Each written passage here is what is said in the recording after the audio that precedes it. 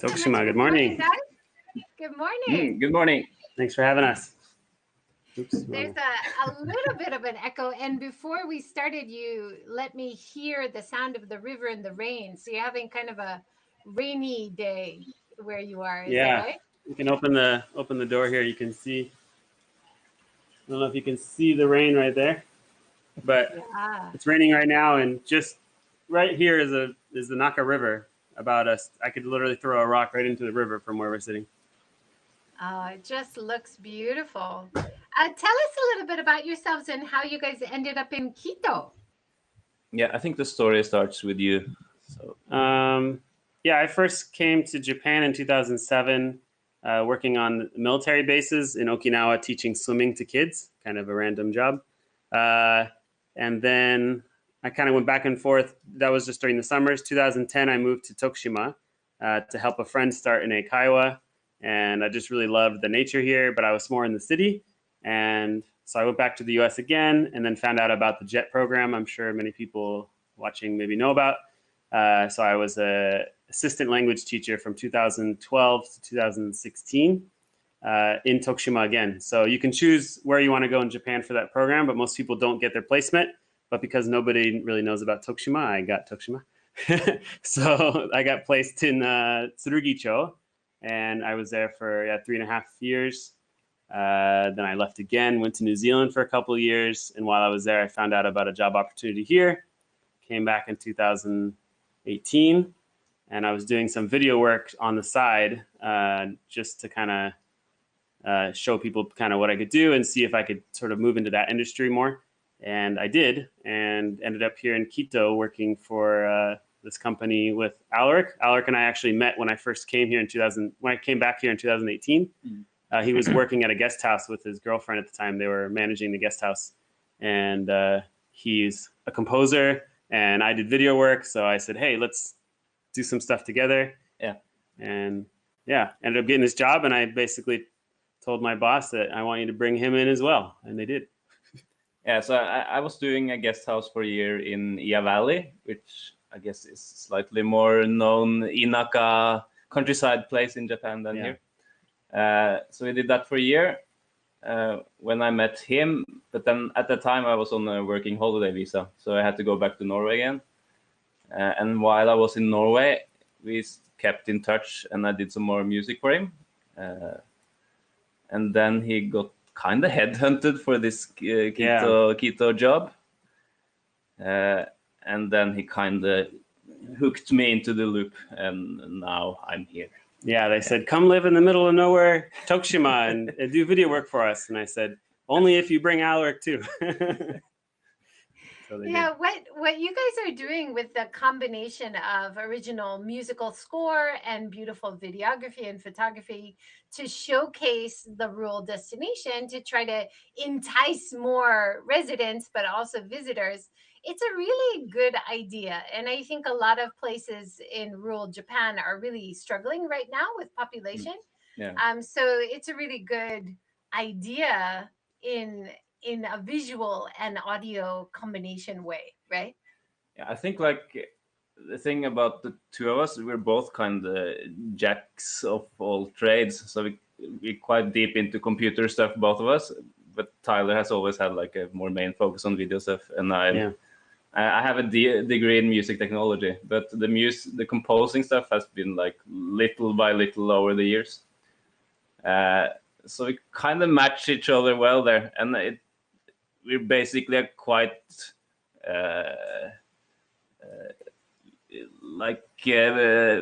we has a lot of multimedia skill in such a small team, I think. We're also we kind of help each other in every way. Like he does music, I do video. Our personalities are very different.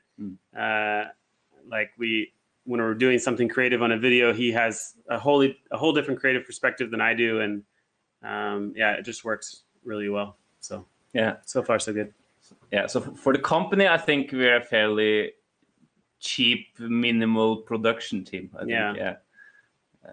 We get a lot done with minimal gear and just two guys. So we're doing our best. But I think that's where our value is. Usually we do stuff that you need bigger teams for. Well, it seems like a good direction. I think I've seen a lot of rural revitalization projects, and having that combination, and then you also collaborate with narrators to get good voiceover work. You've collaborated not only with Quito locals and what they're doing, but nearby destinations as well. Is that right? Yeah, so Katsura is a town near here, very close to Kamikatsu, which is you did a video with Kana and Linda working there. They're friends of ours.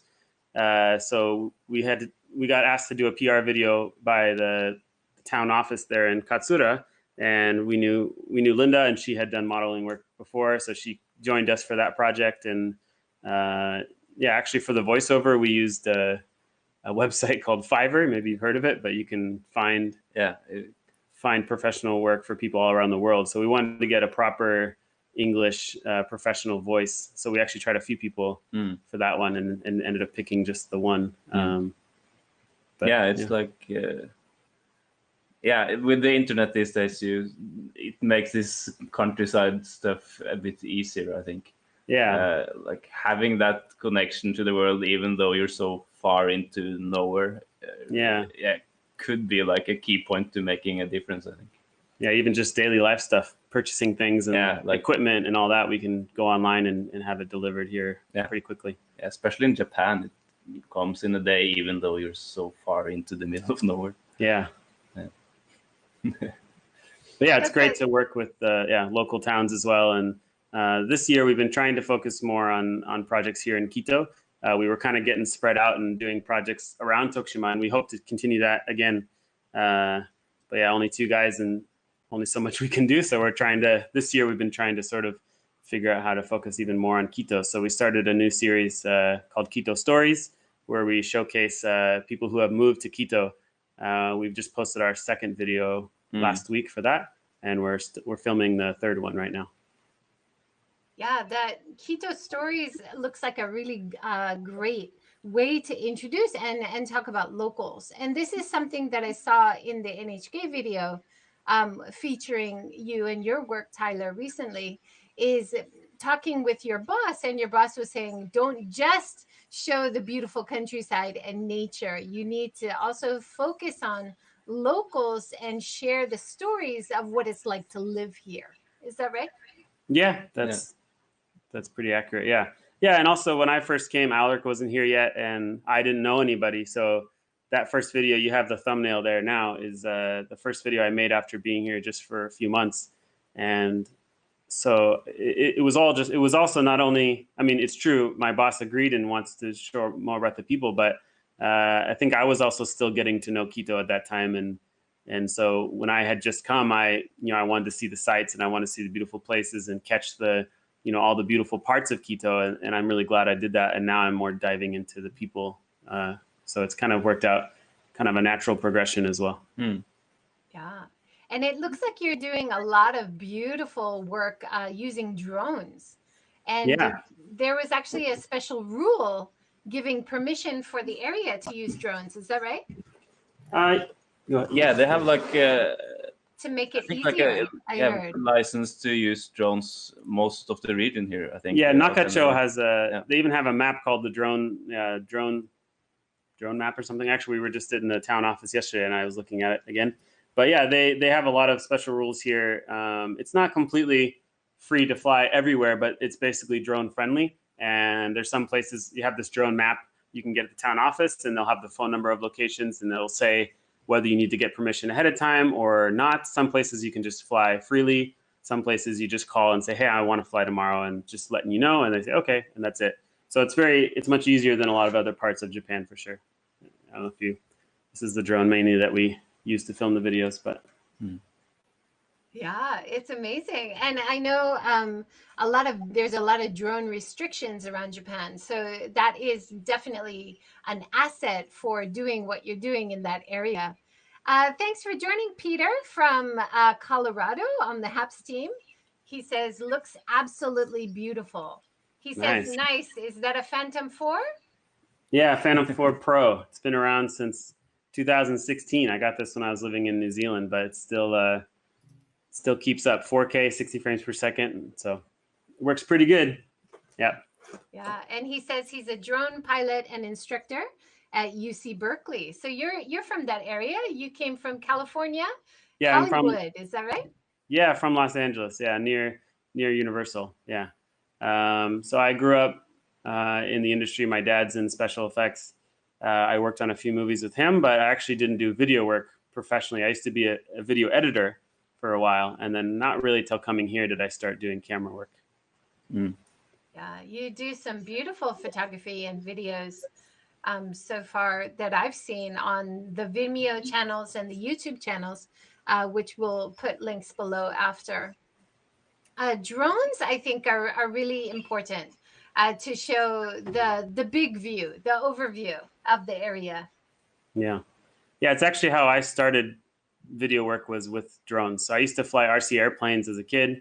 When I moved to Japan as an ALT, I actually brought my RC airplanes, 2 of them from America. I shipped them to Japan, and I would fly them around the local areas where I lived. And then the first GoPro came out, so I stuck that on there and just flew around with a GoPro on it. And I really thought it was beautiful. So then that was kind of, drones were just starting to, people were just starting to make drones at the time. You couldn't buy them. So I built a couple then and got some footage there. Started a YouTube. Something you want to show? Oh yeah, here's one that I built. These are this is a racing drone, but yeah. So, but basically, yeah, I started out doing drone videos, and I started a channel called Awa Drone. You can check it out if you are interested. I haven't posted in a while because, yeah, I got kind of tired of just drone footage myself. I think the whole world was fascinated by drones in the beginning, and then eventually, you know, you can only take so much aerial footage, you know, so I wanted to mix it with other things. So I started using a regular camera and trying to make more proper balanced videos using drones and regular cameras. I feel like it's a market that's been a little bit behind in Japan. Like, even though the drones has like taken the world with storm, it's been a little bit slower here. So it's kind of a good entry point for you as a drone pilot, I think. Yeah, when I first started in Japan, I would fly my drone and, you know, people would just, that's so cool. What is that? It's like, I've never seen something like that before. And then now every time you fly, it's a drone. Are you allowed to be here? What are you doing? So now everyone knows. But back in the day, no one cared, and everyone thought it was fascinating, especially in Japan, because they'd never seen anything like that before. Sometimes I'll be somewhere really remote and I'll feel a bit nervous because I think there's like a swarm of bees coming to attack me. And then I realize it's a drone. It has a very similar noise as like a swarm of bees. So then I feel relief that it's just a drone. Don't worry. Yeah, exactly. Yeah, they're becoming, I think it's been like the beginning, nobody knew and they thought it was fascinating. Then everyone was kind of scared, or, you know, but it's kind of coming back to where, like you said, it's becoming so normal that it's not a big deal anymore. Yeah, like even this far into the countryside, I feel like it's, I really remember like when I came here the first summer before moving here, and me and Tyler joined this local event called Ipponnori, where basically you're riding a log down river, which is connected to like the Sugi Cedar industry here in this area. Yeah, there you go. And he was bringing his drone, and you have like this 90-year-old Cedar Oji-chan slowly going over, looking at his drone, and it's like, it's a really interesting picture of really old school Japan. Yeah, that guy. That's the guy. That's the guy. Yeah. Where like this really veteran, hard ass Cedar orgies and the kind of younger generation with modern technology. And yeah, I kind of find that mix interesting because you have a lot of clashes like that in this area. Yeah, he's a photographer, and before COVID, I saw him at a bunch of different events. And but he's been doing the Ipponnori for like 30 years, log riding. And yeah, he was really fascinated with my drone, so he kept asking me lots of questions, and yeah, that was pretty fun. It's absolutely fascinating that they do that in your area. It goes back to practice from the 1930s, you said in the Kito video. And it looks like here there's a contest where you did a time lapse from the contest of all the people trying to stand on logs. And I thought riding a stand-up and paddleboard was difficult. And I'm looking at this thinking, oh my gosh, that looks so hard. Have you tried it? Yeah, I was in that tournament there that I was filming. I actually was in it too. So like while the time lapse was going, I did my run down there and then came back out and grabbed my camera and kept taking more footage. Yeah. It's hard. The log just keeps rolling in the water. That's like it's like you don't have to balance yourself. You kind of have to. Yeah, you're balancing the log more than spin anything. of the log more. Yeah, you're almost grabbing it with your feet so it doesn't want to roll. Yeah. Yeah, it's very difficult. But they have practices every week for like the 2 months leading up to the competition, and people come, at least before COVID, people were coming when I practiced from all over Hiroshima, and even the guy from Osaka and stuff would come on the weekends. They'd drive all the way to Quito and practice, and then they'd come for the tournament. So yeah, it was a pretty cool event. I find it quite unique. It kind of has a little bit of that adrenaline thing that travelers are seeking when they do rafting or like outdoor things like rock climbing and stuff like that. But it also has like this connection to the old and the local culture. Yeah. And yeah, the feeling that creates, I think, is something fairly unique and nice. Yeah, we were really looking forward to. We have a guest house coming up. I'm sure you'll mention later. We'll mention later, but we were looking forward to having like the guests try out, try the Ippon Nori practices and all that. So we're really hoping that the next couple of years set up something. After vaccines and all that stuff get all figured out, that people can actually start doing it again, because the last 2 years it's been canceled. So. Yeah, well, it looks like a very unique point of appeal for the area that I've never seen anywhere else in Japan. But like Kamikatsu as well, they used to have a very strong logging industry. And you also interviewed a young young entrepreneur who moved down to become a part of the forestry industry and try to revive that a little bit. And when I visited Kamikatsu, they were saying one tree was only worth $10, like 1,000 yen. So there needs to be people having some kind of value in bringing the forestry back, because we need domestic wood. Importing wood from other countries is really unsustainable. Well, it's also for the environment. Obviously it has an environmental impact, the industry, but it's important to, like you said, maintain it enough so that if no one touches it and it just gets left on its own, it's actually going to cause even more problems. So when I was interviewing the guy in the NHK video that you're mentioning, he talked a lot about that and how it's he's a big advocate for the environment and all that, but he's still trying to figure out how to make that industry more environmentally friendly. And also, they need to be maintained and they need to be cut down and groomed. Otherwise, it'll cause even more problems. And because the industry is here and they planted so much already, it's an opportunity that should be used, I think, wisely. So hopefully for sure. something happens there. I'm reading, and Alrik, Alex Kerr, because you were working in the Ia Valley. And Alex Kerr wrote a very famous book, Dogs and Demons, and talking about the quick planting of all the sugi trees around Japan and how it's created so many problems. And I experience this all the time when I go hiking. If you're walking through a sugi forest, it's very quiet. There's very little natural life. When you go through a diverse forest, it's suddenly cooler and you hear the sounds of nature. So you realize all the problems that were created from this monocrop of one kind of tree just planted so quickly. Such a shame. So definitely needs to be used, needs to be thinned out. They're so close together. It's creating lots of problems, right? Yeah, I think like part of the problem here is like you said, that just planted loads of it and then the price for it went down and then it's kind of left alone.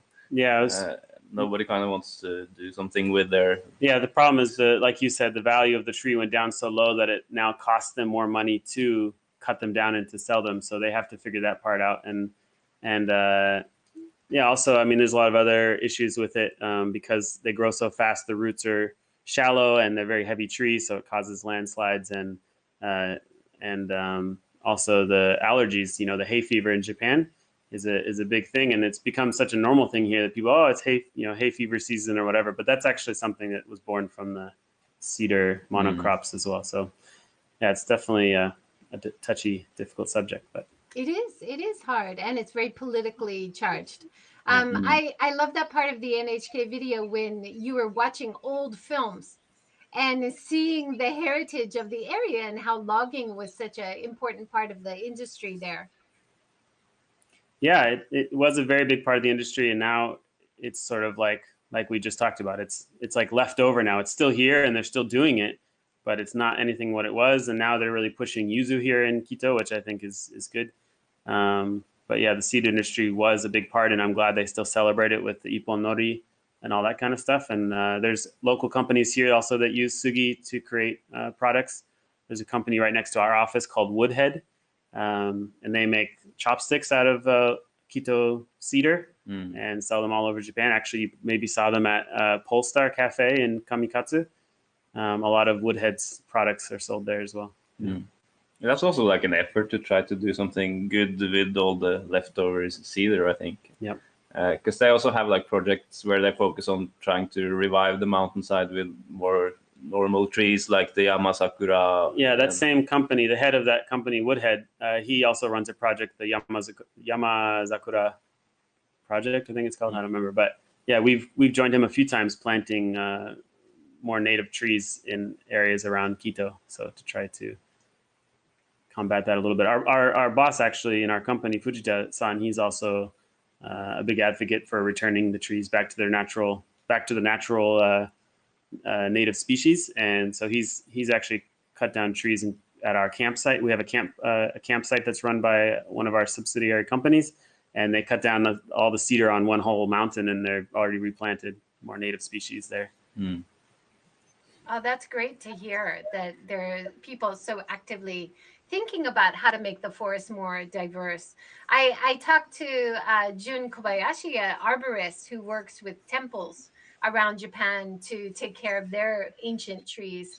And he's trying to make use, like you said, of the wood from these trees and to try to make products which then fund what they're trying to do, because there's very little income in just taking care of the trees. So having something to sell from the wood is definitely an important part of the process, right? Yeah, not just selling the wood itself, but actually making something out of it directly, locally, and then selling that. Yeah, I think that's like the part of the key to solving that problem. It's like finding the right product that could compensate for financially a little bit of all that cedar. I think like selling the cedar as it is isn't financially beneficial enough. Yeah, that mountain there, Konose Gorge, that's just a few minutes from where we are right now. And those are all, that whole mountain I don't think has ever been touched. So it's all native species, and it's quite a famous area for coming to see the fall colors. People come from all over, even from Honshu, to come check out the fall colors here in Quito during autumn. You can always tell a diverse forest when you look up at the mountains, right? Because you see diverse colors and you see different shapes. When you look at a quickly planted cedar forest, it all looks the same. It's very uniform, right? Yeah. Let's talk about the guest house a little bit, Alrik. I'm really interested in the guest house project. Yeah, I'm also quite interested in the guest house project. It's been a big part of my life the last year or so. Yeah, I guess it's one of the reasons I came down here, because they wanted to have, or I wanted to have something to do besides the music, because that's probably 50% of my time now. So when not doing that, I've been planning this guest house. And yeah, basically I've been designing logos and planning most things myself, actually. It's and stuff like this. If I can make it a little bit stupid, that's where I become the most happy. Yeah, Alrik always adds some fun personality to things. I love that kind of, you're adding a goat, and then the next one there's like a chicken, and then there's like a possum or something. And I was like, wait, is this real? Like I was totally. It's a concept. It's not completely real. I hope it will become real, but it's not real yet. He hopes there'll be goats and chickens walking around. Yes, I hope there definitely will be goats and chickens walking around. I love it. Yeah, so I've been working on that for a year or so. but then there's been Corona, and then there's been money discussions, and things takes time. So yeah, I think we're at the stage now where we might see some more progress the coming months, but I'm scared of promising anything because looking back at the history so far, it's been a lot of back and forth. Yeah, but it's definitely progressing, and it's maybe not going as fast as we had liked, but it's still looking very promising. Like it'll happen hopefully next year. Yeah, all the designs and everything is kind of ready now, so Yeah, it's the more like everything are done. Yeah. So it's more a question of how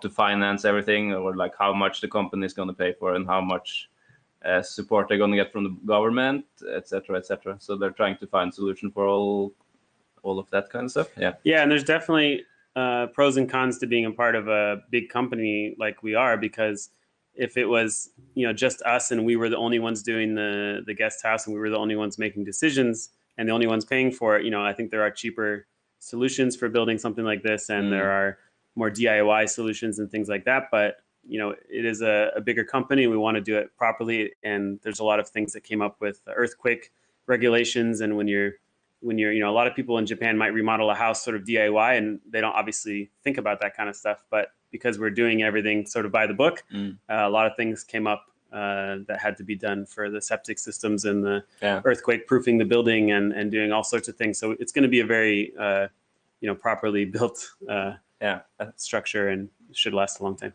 Yeah, I think it's going to be a really interesting thing, a quite unique guest house if it becomes what I believe it will become. So any idea when you're going to open and accept visitors? Yeah, last February was when I thought we were going to open. Now, the carpenter says the construction might take 3 months or so, maybe a little bit more, because there's struggle with wood and ironically, ironically, speaking of the previous subject, so there's I think there's it's not just cutting the wood though, is it? It's you have to process it. We could go up there and chop it down ourselves. You have to make it into a form that the builders can use, right? Yeah, I think the problem is it's more costly to do all that than to import from America, say, which is what Japan mostly does, import their wood from America. And now that there's like wood shortage in America, that also affects Japan. We talked about this before. If you're trying to remodel a house, quite often the remodel companies will say, oh, we have to import because the wood in Japan is no good. But when I talk to Japanese carpenters, they always say, no, the wood in Japan is very good. Yeah. We need to use it. Let's raise our game. Let's only source local wood. So you keep having to ask for it. The remodel companies go to the quick reaction of, we have to import. Import is better, but that's not sustainable, and it's really not a good solution to our domestic wood problems, right? Yeah, I think that's very true. Yeah, it's especially sad when you see how much cedar is available around here. But yeah, I guess you need to find a cost-effective way to do it. That's the problem. Is they need to, like we just talked about in the last conversation, is figure out a way to get it from tree to usable wood in a way that is cost-effective for the buyer and for the person processing the wood. Yeah, definitely. Louise has joined from New Zealand. Thanks for joining, Louise. Tyler has spent some time in New Zealand. Yeah, I lived in Queenstown for 2 years. I love it. Oh, nice. And she says, what area are you in? Sorry, I came in late. So they're in Shikoku Island, which is kind of the middle of Japan, and 2 hours drive from Tokushima City in a town called Kito. Is that right? Yep. If you look at the lower right part of Shikoku and you just point a finger at the very middle of the green area, the most rural part you can stick your finger, that's where we are. So it's the green area. The green area, yeah. We just have rivers and rain and middle of nowhere, but we like it. Yeah, population of about 1,000 people here. Yeah, isn't that incredible? And it looks like on the NHK video that you did, you had some success in getting some new people to come who have been admiring your work. So you actually have a lot of international residents, is that right? Yeah, we had a few. It's becoming more and more. There's a girl from Romania that moved here recently. yeah, she's in the video you're talking about. Yeah, Yeah. in the NHK video. Yeah. Her and her husband Nobutasan. They're he's Japanese. He's from Tokushima, and yeah, she's from Romania. Yeah. Yeah, there are always new faces popping up here and there. I'm not sure how much of that is our fault, but I hope some of it is our fault. Yeah. Alex, very humble. Yeah, we obviously don't know the direct impact, but the Kito Stories videos we're doing is kind of directly targeting those people. After NHK came and after Nobita-san came and said that they liked our videos and they really were inspired by it, we kind of got the idea to, okay, let's not just show how beautiful Quito is, but let's show actually people who live here and how they got here, maybe what they did before they came. So our last video we did was Hattori-san. She's 25. She graduated, got a degree in agriculture in Sapporo, and she just moved here recently. And so that was pretty interesting. Yeah, we kind of want to show that it's possible to live here, whoever you are. It's not so. It might seem a bit crazy from the outside, but it's actually, well, it's inconvenient in some ways, but yeah, it's all plus and minuses like anywhere else, I guess. Yeah, and the different one unique thing about Quito, maybe compared to other places, is we do have jobs, and we have jobs because, I mean, there are other companies not connected to us, but also we mentioned our boss Fujita-san. He's doing a lot of different projects and companies. There's a yuzu company here. That's the company that Hattori-san works for. They've been around now for 15 years, I think. There's a big campsite, Camp Park Quito. There's Mirai Konbini, so we just opened the convenience store. Yeah, so and I think like people is like the toughest resource to get enough of around here. Yeah, especially like with people moving away from the countryside. But usually, like if somebody wants to get in touch with our company or do something or like have an idea or something they want to do, there's usually a pretty good chance to get some support from our company or exactly. the sub companies. Yeah, there's other companies. We mentioned Woodhead and a few other companies, but maybe unlike some rural places, there are, we are growing and we are trying to build more projects and guest house and all these things. So there are jobs that we're looking for people to fill. That's great. I love the story of Yoko, is it? Who came from Sapporo? Yeah, Hattori-san, Yuzu farmer. And she speaks English really well. She's a bluegrass musician. It's a really interesting story. So is it possible for people to make enough money by coming to the town and being yuzu farmers or finding local jobs? Can you survive? Yeah, I think you can survive, no problem. It's not, survival is not necessarily connected to super high salaries, though. If that's what you want, then it might be tough. But the thing is, like, you don't really use any money here either. So, like, even with the low salaries, you I save way more here than I ever did in Norway. Now, Norway is particularly expensive, but still, yeah. We shouldn't necessarily say the low salaries. We don't know what Yoko-san makes or what anyone. Yeah, we have no idea. I know what my girlfriend makes. The average salaries are around Tokushima countryside in general, which is not like sky high, but especially like when you live in the countryside, I think it's enough to get by. Well, for example, my rent is one mon per month. So yeah, and rent is super cheap, and so for anybody outside Japan, that's about $100 a month for rent. Yeah, exactly. I mean, it's. We talked about this with Byron and Kaori Nagi, who moved outside of Tokyo to a rural location to do organic farming, run a guest house, and they were talking about different values. Like in the city, you might think you need that Starbucks coffee every day, but when you move to the rural area, you realize I don't need to do that. And I don't need that extra expense. And you have a more simple life. So a more simple salary that helps you survive. And you have, lower costs for your housing or food in the local area. You can kind of readjust what your values are for your life. Is that right? Well, yeah, I think that's part of the key too. If you want to be happy in the countryside, especially if you come from the city, it's like that readjusting might be quite tough, especially the first year or so. Speaking of coffee, what was the first thing you asked when you came here this morning? Coffee, but we have coffee here. Don't mind the Starbucks. We have coffee here. Yeah, I said we made him a smoothie. I said sorry, no coffee, but yeah. So you get what you can get when you're here, but yeah, you can survive with In my home, there's plenty of coffee. Is there any coffee shops around? Yeah, there is actually. There's a coffee, kind of city-like coffee stand right next to our office called Tanisaki Coffee, which has a really nice lady that has time to talk to you about stupid stuff too, which is kind of nice compared to Starbucks.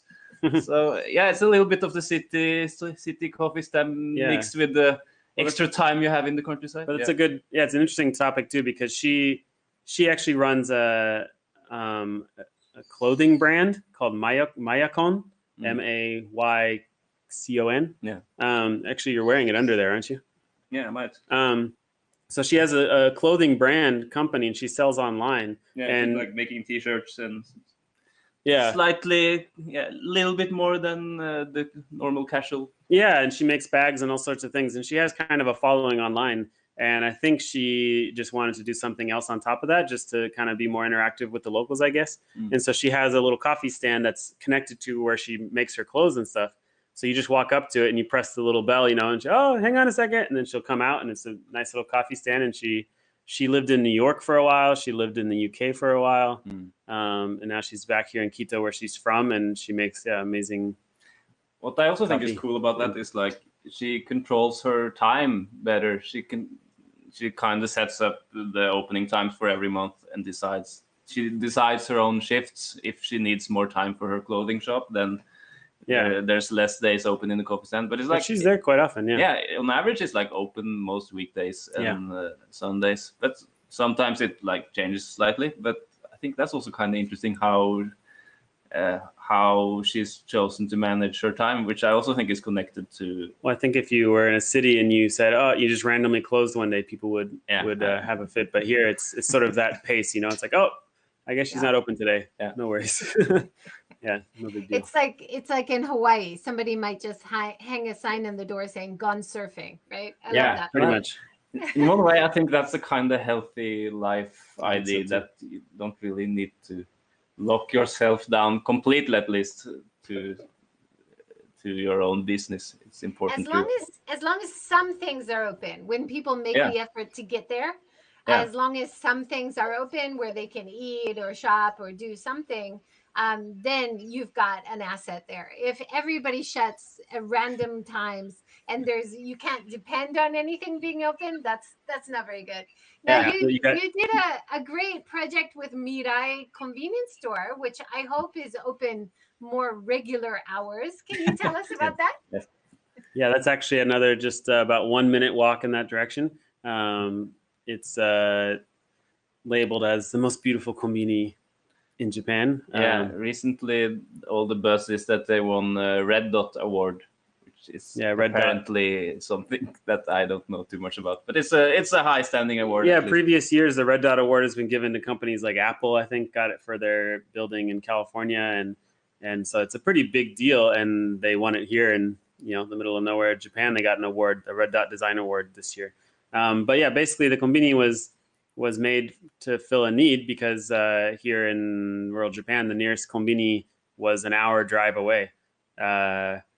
So our boss wanted to make a konbini not just to fill the need of a normal konbini, but to also have a place for locals to come and gather. So it has a little cafe space and it's used for various events. And it was kind of built on the idea of showing the kids that live here in Quito that there's a future for them as well. It's called Future Convenience Store, and it's kind of designed for kids in a way.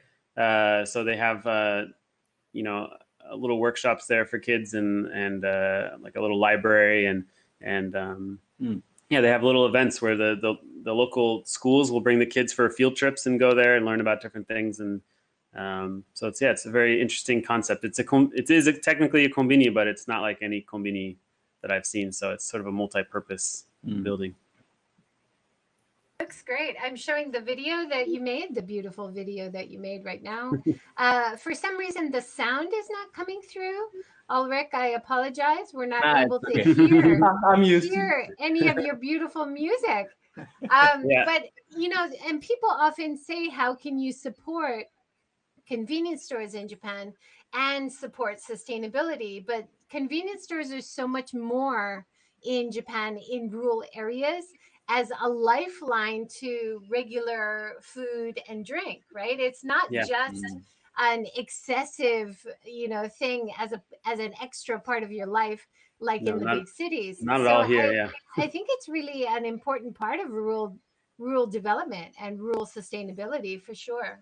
Yeah, it's a lot more than just a Konbini here. It's a grocery store for the locals. It's a place to meet. It's and a place to have events. It's so many things. Yeah. Yeah. Also, like my girlfriend works at that store, and I think it's also a place for especially the local old people to have somebody to talk to. So it's Like more right like this lady. yeah, like this lady is. I She's a think very it sweet also can help defeat a little bit of loneliness. Maybe I have a little bit of that sense at least. Yeah. Yeah, I think so too. I think the supermarkets as well, like the malls in rural areas, they provide like a kominkan, like a community center type of atmosphere. When it's on a hot day, it's one of the only places where people in the local area can get air conditioning.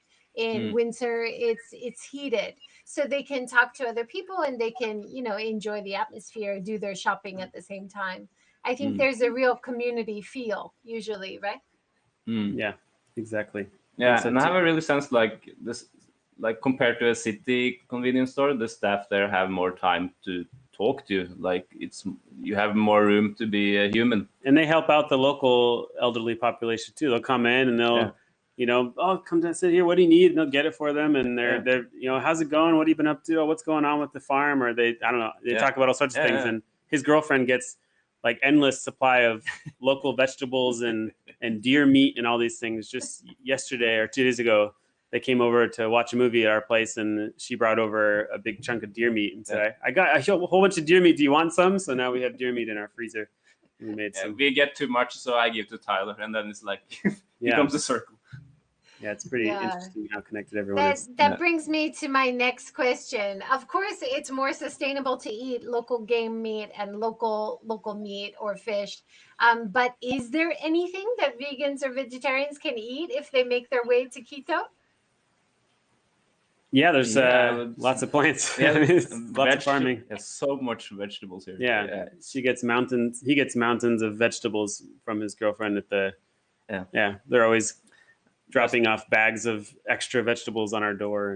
And when I first moved here, I think it was like the second week, there was somebody ringing my doorbell, and I opened the door and it was nobody there. And I was about to close it when I heard like a sound from behind the door. So I had to like look around, and it was a really small Oji-chan with a big bag of vegetables. And he's kept supplying us for the rest of the year since I've moved here. So yeah, it's a lot of stuff like that. And there's a lot of. You have a lot of local rice, beautiful local rice. Yeah, rice too. I guess, guess, there's a huge rice field just right here outside my door. Rice is pretty big, and there's a lot of organic farming here. I mean, obviously not everyone does it, but a lot of people that move out to rural Japan really believe in organic farming, and even our yuzu company. You can see most of those yuzu trees, those little spots, those are all yuzu trees. Most of those trees are organic. They do use some of them are not organic because they need to look beautiful to sell to, places in Tokyo where they just want it to look pretty. But actually, most of the farming that they do is organic. So they do their best, and all the fertilizer too that they do use is byproduct of the parts of the yuzu that they don't use. So they have a huge area where they take all the byproduct, the leftover product that they haven't used or sold from the yuzu, and then they turn it into fertilizer and use it for fertilizing the fields and stuff. So it's That sounds awesome. I see you have ume as well, Japanese plum, which you can make into umeshu, ume alcohol, or ume juice, or ume boshi, which is a pickle used in rice. You have the yuzu on the bottom right there, and a lot of delicious local vegetables and rice. So I think there's more than enough Yeah, plenty. for any plant-based visitor or resident as well. Looks awesome. Yeah, I would think it's easier to live if you can cook yourself. It's easier to live a vegan lifestyle here than probably in the city in Japan, to be honest, because it's vegetables and that kind of stuff are kind of expensive in Japan, but here it's sort of an endless supply of free good vegetables. So I think like most of the elderly generation in this town has their own vegetable field or some kind of farm field. Yeah. So like when it comes to vegetable, I think it's almost too much here. That's why everybody gives it away. It's like partly to be nice, but it's also because like if they don't give it away, it's just gonna go bad. Well, I think it's part of their social culture here. A lot of people here don't maybe necessarily make money from their farms. It's more of just their passion. And so, like you said, they have so much, they kind of have to give it away, but everyone does it to everyone else. Yeah. That's where we run into the problem is we don't grow vegetables, so we don't know what to give back. So we try to, help out with whatever we can. Usually, like very understanding. Yeah, everybody. We have like this local woman that always gives us stuff, and my girlfriend, which is Japanese, always it's like we don't have something to give back. I don't feel that strongly because I'm probably a bit more Western and selfish. You accept it all. You can also give back with labor, right? Like if somebody needs weeding done, you can go and help out, or needs picking of the yuzu, you can help out, right? Yep. Yeah, which we do and uses. But she also says she doesn't want anything back. She says it quite strongly. Don't feel bad about this at all. I will just bring you more and more and more. It's like my pleasure. We feel bad receiving so much, but they love it. Yeah, they don't. I think they're happy to be able to give, and happy to have new faces coming into the town. Yeah, and I think they get excited seeing the little Norwegian guy on his the tall Norwegian guy on his little scooter. He rides a scooter all around Quito everywhere, so everyone always sees him zipping by. And I think I was a character before I moved to Japan, but I'm definitely a character now. Yeah. Your personality becomes enhanced somewhat. Yeah, I right?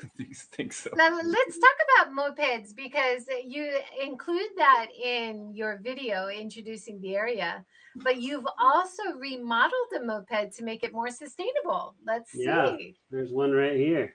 So this is maybe some people that know something about motorcycles or scooters in Japan. The scooter that all the post office guys use here, the local post office. This is a Honda Super Cub, and there's a company in Shanghai that makes custom parts for these to make them into electric. It's called Shanghai Customs. It's actually run by a British guy, a guy from New Zealand, I think, and a guy from Australia, I think. But they live in Shanghai and they run this company to try to kind of give these bikes a second life. So this bike was from the 80s. This is like a almost 40-year-old bike. And I just basically cleaned up the frame, took all the parts off of it, and converted it to completely electric. So it has a battery in here, electric motor, and it works great. And this was more of a prototype proof of concept because we had all these projects going on. And one thing about Quito is it's kind of far away from the city, but also once you get here, things are kind of spread out. So we thought, why don't we make that into something sort of fun and a thing that customers can rent and ride around. Unfortunately, with COVID and all that, we've sort of pushed that kind of stuff back. But the prototype's here, and I ride it all the time. And Alrik rode it for a while, and it's we had it on display at the local bank in Tokushima City. Awa Ginko is like the Tokushima's main bank. We had it on display there for a month, and it's gotten a decent amount of attention. Yeah, and I think it deserves that attention, to be honest. I think if we can make a few of them and make a rental service around this local area, I think that could be a quite nice addition to see the countryside, or it's definitely something I want to try to add to the guest house. Here's what it looks like before it's turned into. Oh, wow. A nice, unique point of appeal. Yeah. You are seeing a lot of rental bicycle companies, a lot of even electric bicycles, electric scooters. So it's like a scooter, like a kick scooter type thing. But this is a nice idea. I haven't seen this yet. Yeah, it's I like licensed. it. It has a license plate. It's a 50cc license, so anyone with a driver's license, even for a car, can operate it. And it's legal to go on the roads and all that. So unlike the push ones, you can ride it anywhere you want. Yeah, it's kind of a cool concept. It goes about 50 kilometers if you're lucky on a charge, and will exceed the legal speed limit for a 50cc scooter, so no problem on speed. Yeah, so it's a pretty interesting project, and everyone seemed to be pretty excited about it. And then COVID happened, and everything got slowed down. But it's still very much in the. We already have some other frames ready to go to be converted. So basically, as soon as we decide to go for it, once the guest house and all that's open, it's very easy to make more of them. So yeah, and it's a really nice way to experience the countryside, in my opinion. The first time I rode it, it's like completely quiet. So even though you're zipping through the countryside, you kind of feel the nature around you, which is it makes zero noise. Quite unique, in my opinion. Yeah. Well, you have that 360 view, right? You don't have a roof or windows to hinder your view. Dada Kitty from YouTube, thanks for joining. She's saying, do you need a license to ride an electric bike? Yeah, this one you need the electric bicycle. You don't. This is in Japan. So it's different in the US, but in Japan, if you don't have to pedal it for it to move, then it needs to have a license plate. So even bicycles where you can just give it some throttle and it moves, if you don't have to pedal, it has to be licensed. So most electric bikes in Japan, you have to be pedaling it, and then it assists you. If it's an assisted electric bike, then you don't need a license of any kind. But for this bike, it's the same as a 50cc scooter, which is like Alrik rides a regular 50cc scooter, and he just has a regular car driver's license. That's all you need. Interesting. We have about 8 minutes left. Anything we haven't talked about yet that you'd like to discuss that you guys are doing? Any upcoming projects? How about giving us a little overview of the Kito Design Holdings company? Yeah. So okay. So basically, Kito Design Holdings is kind of the umbrella company for all these other companies here in Quito. We're a part of this company. I think there's only technically 6 members, I think, in Kito Design. It's a little confusing because everyone moves around, but you can say that it's started by Fujita Yasushi. Yeah, Fujita Yasushi is Fujita-san is the one who started Kito Design. He's the one. So he's from Quito. He's just turned 46 or 7, I think, so still pretty young. But about 20-something years ago, he started a company in Tokyo called Media Do. It's a digital publishing company, and they license out digital work and mostly manga and things like that. But from what I understand, they're second to Amazon, so they're actually quite big. And he wanted to figure out a way, because of the problem all over Japan is that in other parts of the world as well, as rural towns are sort of dying off as the older generations leave. So he's trying to figure out a formula to basically keep small towns, to build assets and to build off the assets that are already available there, and try to make a sustainable lifestyle and kind of ecosystem in these towns. And so Quito is sort of his test bed for that, because he's from Quito. So he's doing the convenience store. The Yuzu company opened about 15 years ago, I think, 10 or 15 years ago. The Camp Park Quito was just like kind of more of a glamping campsite. And so it's really attracting a lot of tourists from all over Japan, actually.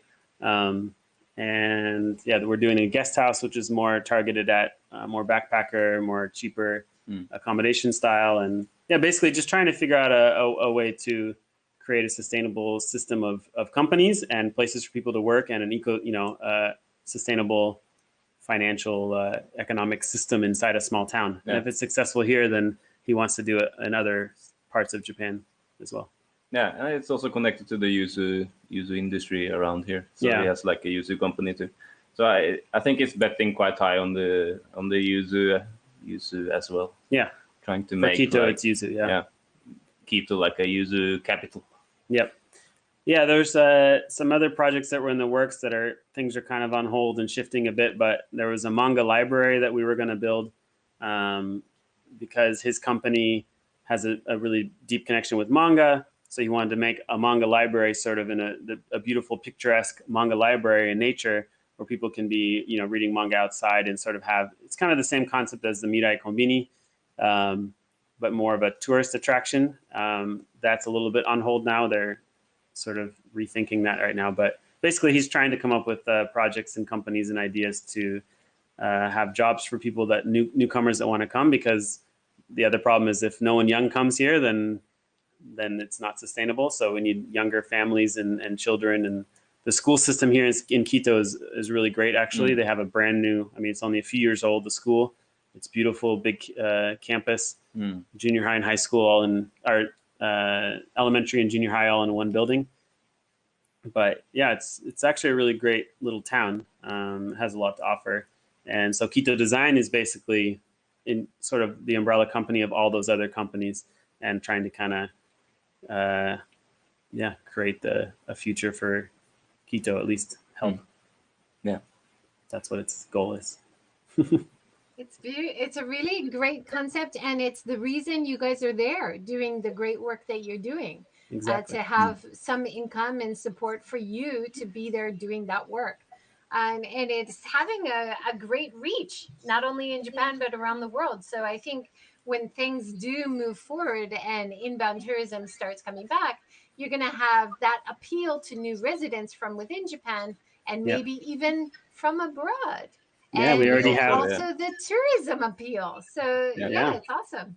Yeah, we already have a Norwegian, American, Spain, someone from Spain, and from Romania. Yeah, but we're happy to check off more countries. So if anybody watching want to come, go for it. That's awesome. I really want to introduce your music. Let me see if I can get this Vimeo to play the audio. This is I would your do the beautiful Hattori video if you can. This is actually an older video, so to be completely transparent, this is probably not me. This video is before Alrik joined the company. Okay. Is it on Vimeo? Where should I look? Yeah, Hattori's video is also on Vimeo. Yeah, Vimeo and YouTube. Hattori. The Yoko-san video you just mentioned. So she's playing the bluegrass, but actually all the accompanying music is Alrik, which I think is most impressive out of all of our work, because he's taking her live music and giving it sort of a body and life, even more life to it, which I thought was he's pretty humble, but it's pretty amazing. Let's see if we can. I don't see Hattori. Do you have it there? Yeah, it's there. I will send you a link. It's under videos. Looking under videos. It's right here. Maybe you could play it for us live now. Too difficult? Play live. You mean like on a guitar? Yeah. Do you have a guitar, Hansi? I prefer making music in my cave, hidden from all eyes. That's the kind of musician I am. I'm not a performer. My ego isn't big enough. The Katsura video. Yeah, that one's all him. And also, I just sent you the link to our private chat. I love, if you don't mind promoting a nearby area, I found the Katsura one. Sure, go for it. Yeah, another beautiful project you guys have done. Yeah, she's actually paragliding with my instructor, where I learned how to paraglide. And you had great narration too. Yeah. Yeah, she was based in the US, right? The voiceover artist. Yeah, she really enjoyed working with us and mentioned that she would love to do it again. So yeah, a great voice. Yeah. Unfortunately, it's not playing once again. It's okay. These big files, I guess. Oh, here we go. So beautiful. Is this with a drone as well, Tyler? Some of the shots. This was on a tripod, actually. Yeah. I think this particular shot was with my iPhone, believe it or not. I had a few different time lapse shots, and the iPhone one ended up being the most beautiful one. This was a quite fun project. That's amazing that you can use your telephone to create part of the video, right? Yeah, I generally try to avoid it, but every once in a while it actually gets some good results. So for a time lapse, there's an app on the phone to take time lapse, and it actually, it worked out really well. So for that shot, I had 3 cameras going, and the iPhone one was the best shot. So that's the one I used. Interesting where the tech is going. Yeah, I'm not opposed to using anything if it works. But yeah, hopefully. It's not really working. We'll have to give the link below, and people Yeah, can go watch it in full volume on your computer wherever you are and enjoy that'd it be more. That'd be ideal, would be anyways. better. We want to give full volume with headphones is the best way to enjoy Alrik's beautiful work. Yes, for sure. How do you get inspired, Alrik, for your music? Well, I'm living here. That kind of helps most of the time. I'm surrounded by lots of inspiration. But usually, when working for like composing for pictures, I ask for some of his footage before. Usually, you get a lot of the feeling you need from the footage we have. Yeah, we always have a chicken and egg scenario every time we make a video. It's do I cut some of the video first to nothing or to some test track and then give it to him? But then he gets kind of, if it's a test track, then he has to sort of get that same vibe as the track. Maybe it's hard for him to be creative. So yeah, we've sort of found a balance that works. Yeah, we had like a year to like try different stuff, and I feel like every time we make a new movie, it works a little bit better. Yeah, but like the Hattori video, for instance, I edited that video without Alrik's music company at all, just with her live music. And then he saw it and said, actually, I think you should give me a lot more space here and you should do this here. And he kind of re-edited verbally my edit. And I was a little bit annoyed at the time because I spent so much time editing it. And then, but he was right. And so I trusted what he saw in the video, and I gave him the gaps, and I sort of got rid of the music in certain parts and kind of restructured the edit. And then he basically added his music to it, and it brought the whole video to life. So it was, I was really impressed. And I think like this is some of the tougher thing with creative work in general, especially when you're working with somebody. You always give each other feedback, but you're also like really personally tied to the things you're doing because you pour so much of yourself into it. So it's like if somebody says like you need to delete these sections, it's like deleting part of your heart. Luckily we found we are okay with that. We're getting better at tolerating each other's feedback. But Oh, that's so interesting. Thank you guys so much for joining today and sharing some of your insights about your amazing projects. I really respect all the hard work that you're doing, and I really see a big payoff in the next year from all this foundation work that you're doing to get people to this countryside area. It's so beautiful. And we hope you can come visit. Yeah, the guest house. I'll try to have a guest house ready by next year. That would be great. Yeah, but I can bring my tent, so I can be self-reliant if need be as well. Well, we also have space to crash. Space to crash if you need. Yeah, plenty of space. Okay, great. Well, thank you so much, and thank you everybody for joining. All the great questions and comments today as well. Yeah, and from Colorado and New Zealand, the 2 places you mentioned, I love Colorado in America. It's a lot of friends there, and I loved my time in New Zealand. Still on my travel checklist, bucket list. Great people watching, so thanks for being part of it.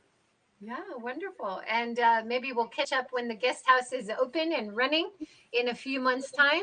I hope so. A few months' time. Do you hear that? Yes. We'll see what we can do.